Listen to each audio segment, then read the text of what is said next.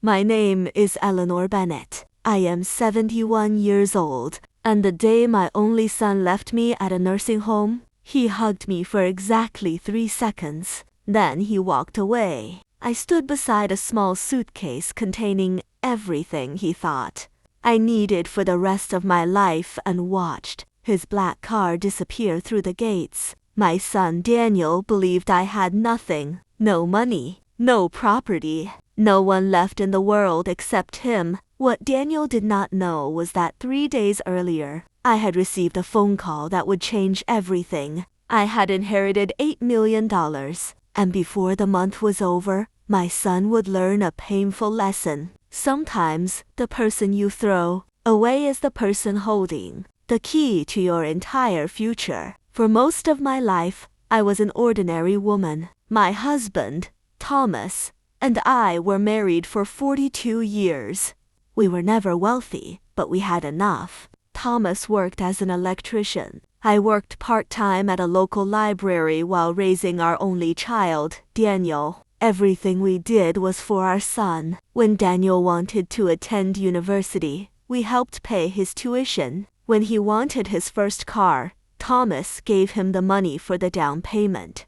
When Daniel married his wife Vanessa, we paid for almost half of their wedding. And when they wanted to buy their first house, Thomas and I gave them $60,000 from our retirement savings.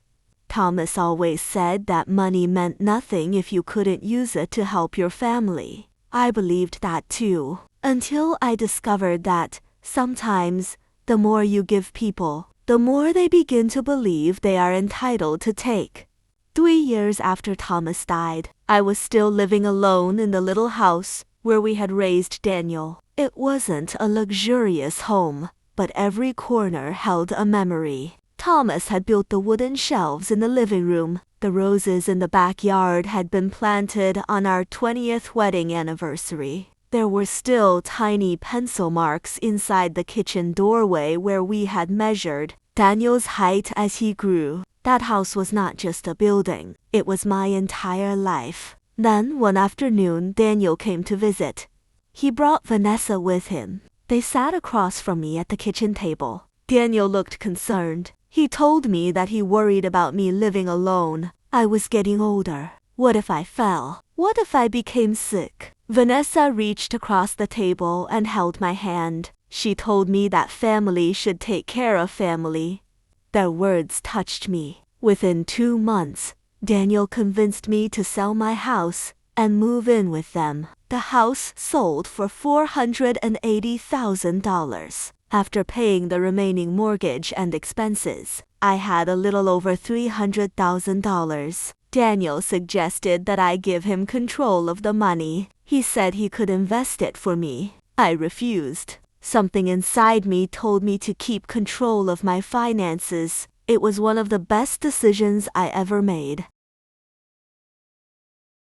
He said he could invest it for me. I refused. Something inside me told me to keep control of my finances. It was one of the best decisions I ever made. But living with Daniel and Vanessa slowly became different from what they had promised. At first, they were kind. Vanessa made breakfast for me. Daniel drove me to appointments. We ate dinner together every evening. Then, little by little, things changed. They stopped inviting me when they went out. Vanessa complained that I spent too much time in the living room. Daniel became irritated whenever I asked him for a ride. Eventually, I began spending most of my days alone in the small bedroom at the back of their house. I felt less like a mother and more like an unwanted guest.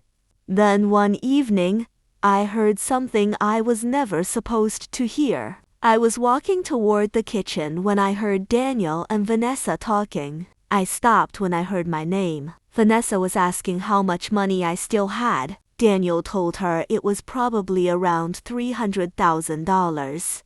Then Vanessa asked, what would happen to the money if I died? There was a long silence. Daniel said it would probably go to him. My heart sank. But what Vanessa said next hurt even more. She said there was no reason for me to continue living in their house when they could move me somewhere else. Daniel didn't argue. Instead, he said he had already been looking at nursing homes. I stood in that hallway with my hand pressed against the wall. For the first time in my life, I understood exactly how my son saw me. Not as his mother. Not as the woman who had raised him. Not as the person who had sacrificed for him. I was an inconvenience with a bank account. That night, I barely slept. The next morning, something unexpected happened. My phone rang. The caller was a lawyer named Michael Grant. At first I thought it was a scam. Then he mentioned a name I had not heard in almost 30 years. Margaret Wilson, my mother's older sister. My Aunt Margaret. She had never married and had no children. When I was young, we had been very close. But after she moved overseas to build her business, we slowly lost contact. I knew she had become successful. I had no idea how successful. The lawyer informed me that Aunt Margaret had passed away 6 weeks earlier. Then he told me that I was the primary beneficiary of her estate, her investments, her properties, her savings. Everything together was worth approximately $8 million. I couldn't speak. I sat on the edge of my bed holding the phone. $8 million at 71 years old. After spending my entire life worrying about bills and saving every dollar, I suddenly had more money than I could possibly spend. But, strangely, my first feeling wasn't excitement. It was clarity. For the first time, I had the power to choose exactly how I wanted to live. For the first time, I had the power to choose exactly how I wanted to live. He immediately called my phone. I didn't answer. He called again and again. By the end of the day, I had 17 missed calls. The next morning, Vanessa called. Then Daniel again. Finally, I answered. Suddenly, my son was very concerned about me. He wanted to know where I was. He said he had been worried sick. I calmly reminded him that he hadn't visited me for 6 weeks. There was silence. Then he asked the question I knew was coming. He wanted to know how I had paid to leave the nursing home. I told him the truth. I said I had inherited some money. He asked how much. I told him $8 million.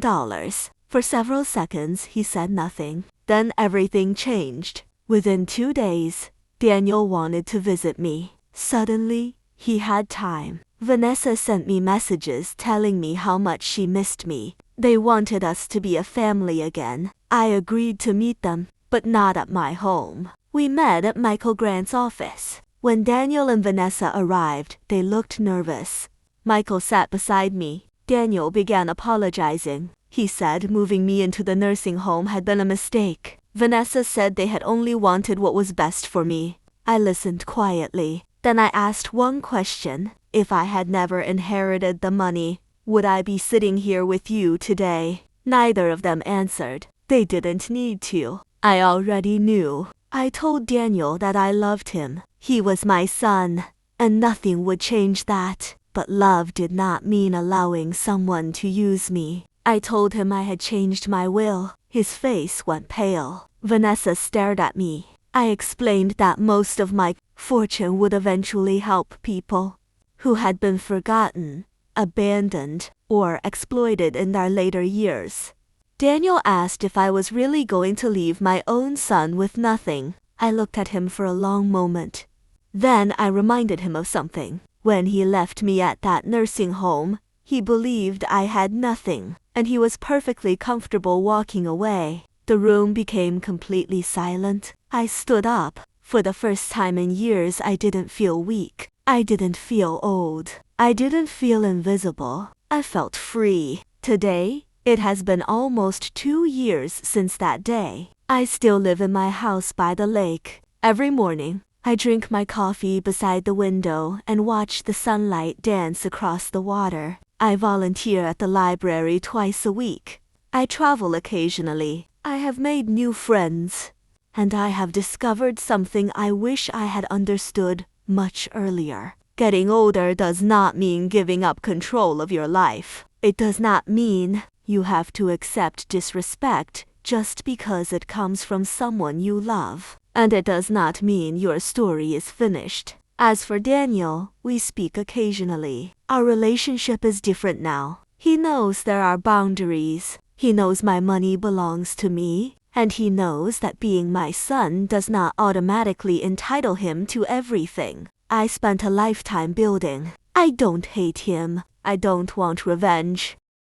I simply stopped allowing his choices to control my happiness. Sometimes I think about the day he left me at that nursing home. I remember standing beside that little suitcase. I remember watching his car disappear. At the time, I thought it was one of the saddest moments of my life. Now I understand something. Daniel thought he was leaving me behind, but in reality, he was giving me the opportunity to walk away from the life he had chosen for me and start living the life I chose for myself. Because sometimes, losing the people who only value what you can give them isn't a loss at all. Sometimes, it's the beginning of your freedom.